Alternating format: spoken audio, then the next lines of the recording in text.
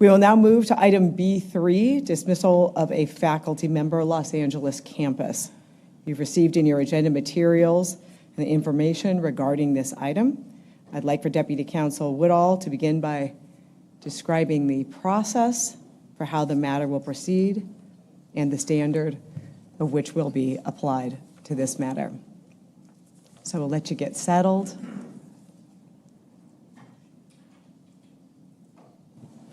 And thank you very much. Thank you, Chair Riley. I will start by describing the process for this item. Professor Amarasekare was given the opportunity to appear at today's meeting and to provide a written statement to the board, but she declined to do so. She did request that this matter be held in open session, which she is permitted to do under the open meeting laws, and that's why we are here in open session today. For the open session presentation, Provost Newman will provide an overview of the faculty disciplinary process, and Vice Provost Monica Varsani and Chancellor Julio Frenk will describe the reasons for the dismissal recommendation in this matter. After their presentation, the Regents will have the opportunity to ask questions of the presenters about their presentations. There are also additional members of the UCOP and UCLA administration available if necessary for questions. After your questions, the board will convene in closed session to deliberate on the recommendation. The dismissal of an academic appointee who holds tenure or security of employment can only be approved by the Board of Regents. Before a dismissal action comes to the board, it goes through a rigorous process at the campus before a group of faculty peers, then review by the Chancellor, and review by the President, who makes a recommendation to the board. All of those steps have occurred in this matter, and the item is properly before you today. Under Regents Bylaw 40.3, your task is to determine if there is good cause for termination in this case. I will now turn it to Provost Newman for her remarks. Good morning, Chair Riley and members of the board. As you know, APM 015 establishes expectations for faculty conduct and identifies types of unacceptable conduct with regard to teaching and students, scholarship, the university, colleagues, and the community. Conduct which departs from these standards is viewed by our faculty as unacceptable because it's inconsistent with the mission of the university. APM 016, the University Policy on Faculty Conduct and the Administration of Discipline, outlines the process for disciplinary action and the types of discipline available. This particular case involves a faculty member at UCLA who has repeatedly violated the university's faculty code of conduct. In general, under the university's academic senate bylaws, when an allegation of a senate faculty member's misconduct becomes known by a responsible party, a multiple-step process follows, including a formal investigation led by an appropriate office, which is the Committee on Charges of the UCLA Division Senate in this case. If the Charges Committee issues a probable cause determination, and the process leads to filing disciplinary charges with the Committee on Privilege and Tenure, a meeting before the appointed hearing committee is held following the procedures outlined in Senate Bylaw 336. The hearing committee's report informs the Chancellor's decision on the type of discipline to impose in accordance with APM 016. An accused faculty member has multiple opportunities during and following this process to rebut testimony, to explain evidence, to grieve over improper process, and the like. In addition, the Chancellor or their designee and the accused may attempt to resolve the matter through negotiation at any stage of this process.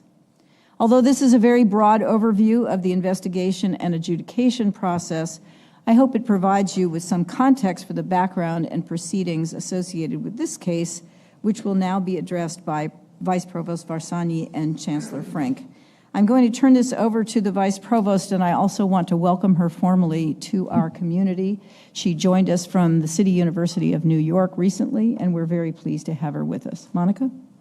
Thank you, Provost Newman. Good morning, Chair Riley and members of the Board of Regents. Your materials include detailed information about this case, so I will provide a brief summary of the basis for the dismissal recommendation for you. Professor Amarasekare was appointed by UCLA as a tenured associate professor in 2005 in the Department of Ecology and Evolutionary Biology.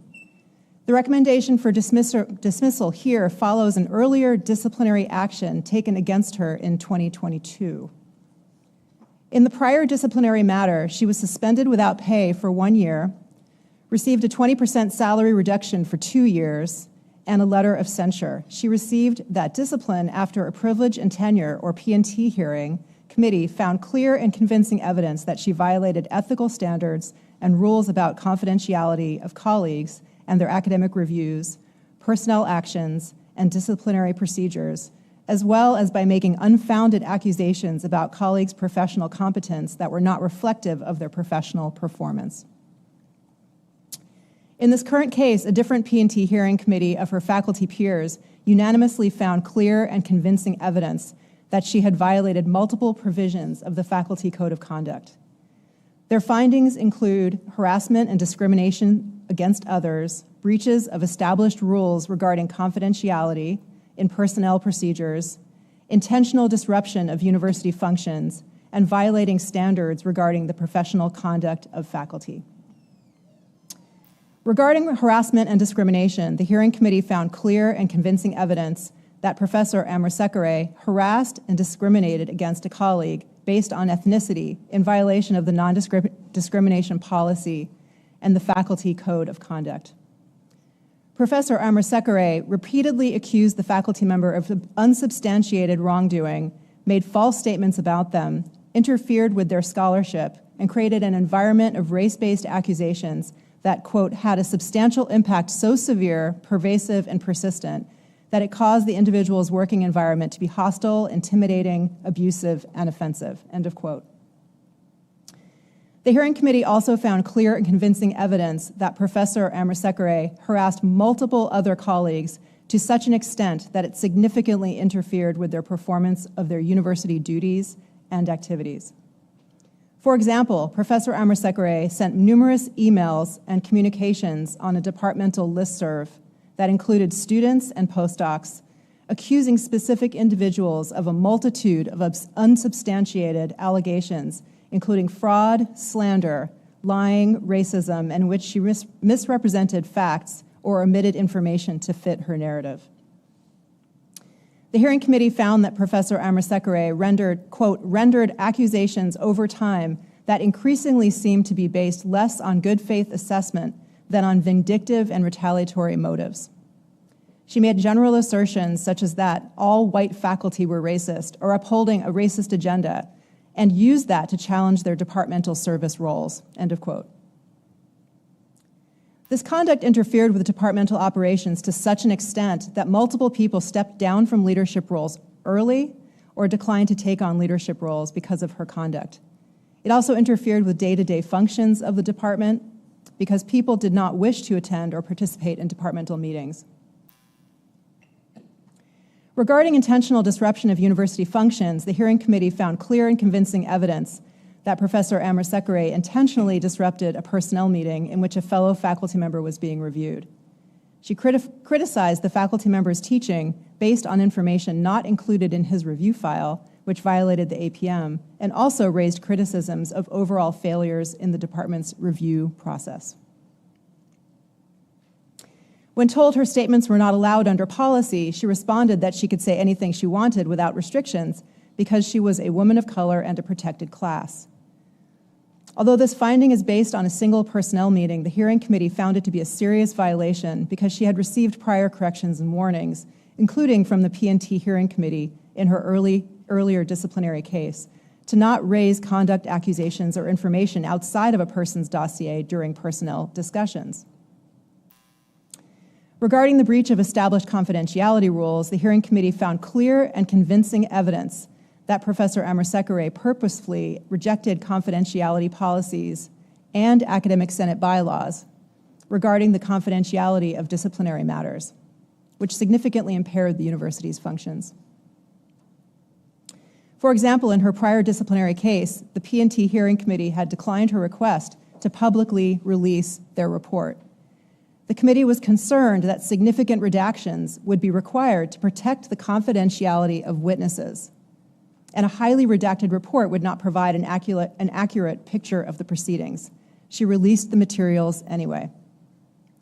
The hearing committee found that she, quote, demonstrated a pattern of releasing incomplete information which results in a misleading and inaccurate account of the relevant events and the disciplinary process appearing in public spaces, end of quote, and that she, quote, enhanced the seriousness of her violations by her pattern of rejecting university policies, guidance, and outcomes, and deliberately choosing to release information that is misleading, end of quote.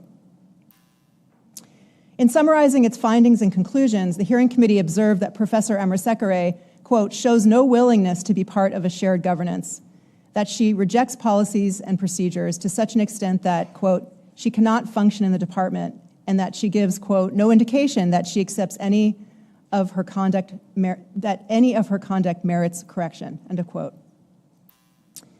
As a result, the hearing committee recommended dismissal from the university employment, which could be waived if she met certain conditions, including a commitment to not violate further any university policies or Senate bylaws, and to not harass or discriminate against her colleagues that would interfere with their university activities.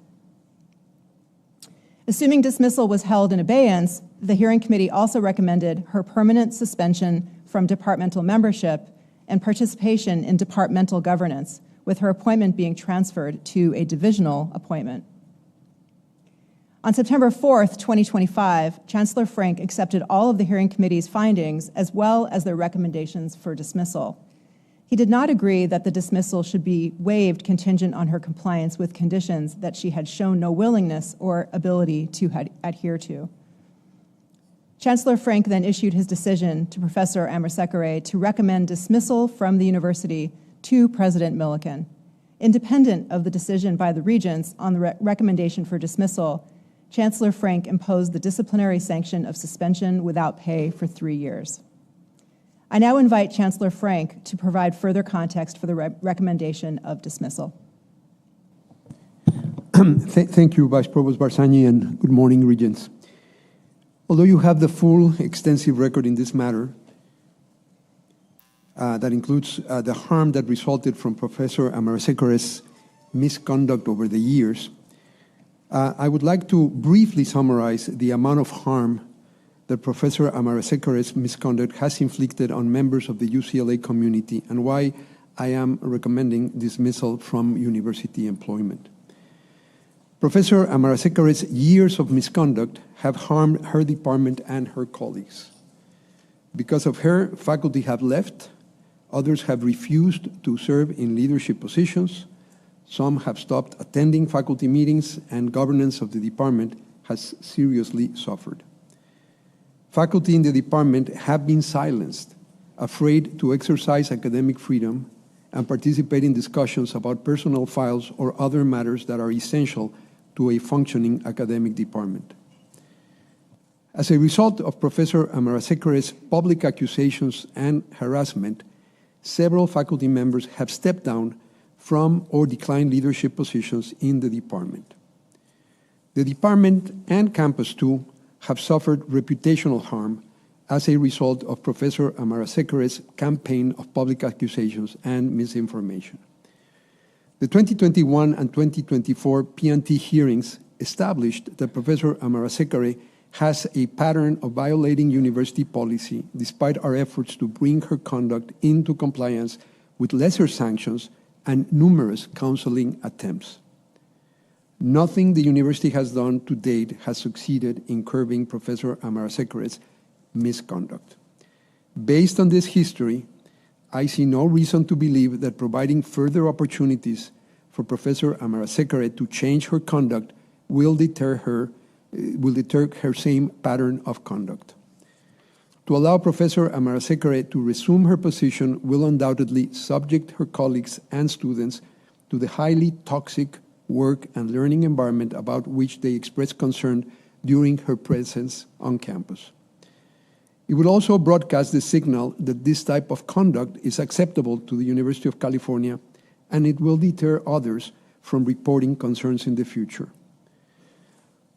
I have considered all of the relevant policies and have carefully reviewed the materials associated with this case. I also acknowledge the levels of due process and measures of support afforded to the faculty member. As Chancellor, it is my duty to uphold the policies of the university. Professor Amarasekare's arguments and concerns have been reviewed and considered, and our policies were followed. In closing, I believe dismissal to be the appropriate action for Professor Amarasekare, given our duty as an employer to separate an employee who seriously violates university policies in a way that harms others. Thank you. Thank you, Chancellor Frenk. Chair Riley, that concludes the presentations, and I will turn it back to you if the Regents have any questions for the presenters before convening into closed session. Thank you very much. Thank you for that presentation. And colleagues, again, we will deliberate this matter in closed session, but if you do have any questions for those on the panel, now's the time. So any questions? Yes, Regent Hernandez. Clearly, if the professor violated APM 015 where there's harassment of colleagues, we want to make sure that we provide a safe environment for everyone. And that's certainly an issue in this case. But I noticed in the report that in 2018, she filed a discrimination complaint. Did that take its full course as in terms of was it resolved in the sense that there was no discrimination? I just want to make sure that she has had her full due process and that went to its completion so that we can then move forward. I will ask Vice Chancellor Michael. Good morning. I'm Michael Levine, the Vice Chancellor for Academic Affairs and Personnel at UCLA. Yes, the full course of her charges of discrimination were followed, and basically there were no charges that discrimination had occurred. There was a minor charge that one faculty member had misused procedures.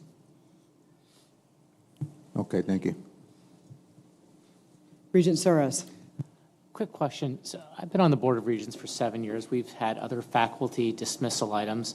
I've never once seen a situation where we've done this in open session or where the person who's accused of the behavior doesn't show up.